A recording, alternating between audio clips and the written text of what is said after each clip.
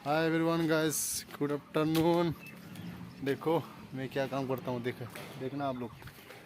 मैं बहुत गरीब घर से हूँ गाइस, बहुत गरीब घर से। देखो ये हम लोग बनाए, ये हमारा गुरु है। देखो ये हमारा हेड मिस्त्री है, हम इसका जुगाली है, हेल्पर।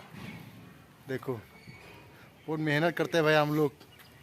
3 साल से यूट्यूब चैनल चला रहा हूँ, लेकिन आज तक 1K नहीं हुआ है। तो 1K होने के लिए 400 सब्सक्राइब चाहिए। प्लीज़ आप लोग जल्दी से कर दीजिए, सपोर्ट कीजिए। देखो हम लोग बहुत गरीब घर से भाई, अगर एक दिन हम लोग काम नहीं किया ना तो घर का जितना भी परिवार है भूखे में रहेंगे। तो कितना मेहनत करना पड़ता है, कितना धूप है, क्या बताओ गाइस, हम लोग का ज़िंदगी ऐसा ही है। तो मेरा भी एक सपना है यूट्यूब के मानी से अच्छा सा घर चलाने का। तो प्लीज़ आप लोग सपोर्ट कीजिए, 1K कर दीजिए। Bye bye, Tata.